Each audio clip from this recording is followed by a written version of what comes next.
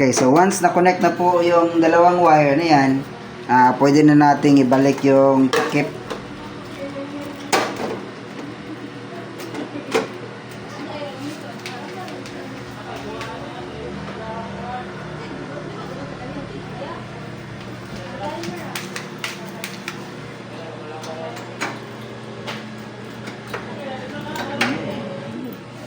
Pause na.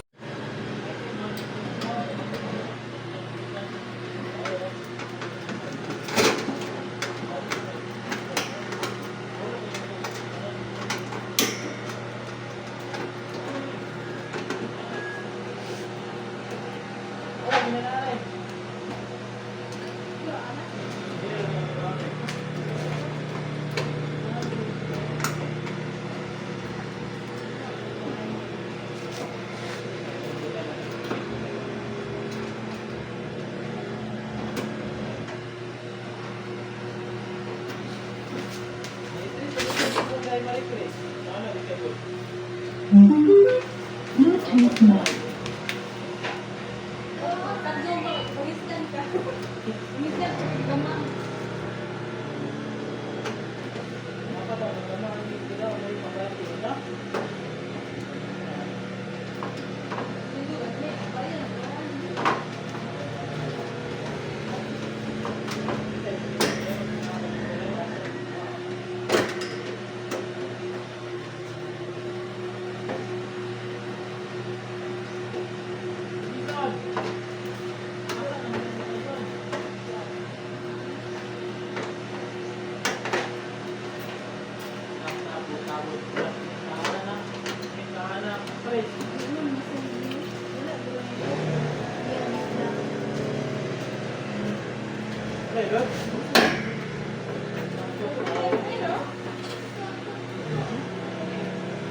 Okay, once connected na po yan, yan, yung cover na, ibalik na natin. Yung isa, ito yung sa out, yung sa in na lang po. Ito lang yung i-connect natin. Yan. So yung yan. Pasok lang po yung hose. Medyo madali lang naman siya ipasok kasi yung hose na gamit dito, silicone hose po kasi. So malambot po siya. Babalik ko na rin yung yung cable tie para maigpit. Tapos ganyan po. Kahit wala nang yung cable tie dito, ayos lang. Kasi di na naman to ita-travel gagamitin nyo na. So kahit nakapatong lang siya dyan, ayos na yan. Ayan.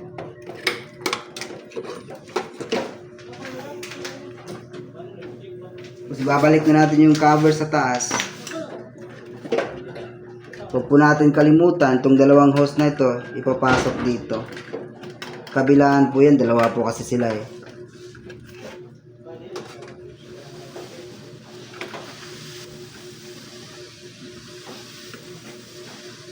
Yan, so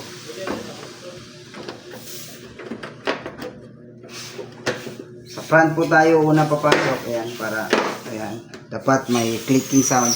Tapos yung butas dito dapat sa ilalim pababa. Huwag po nating isasarahan yung butas kasi breather yan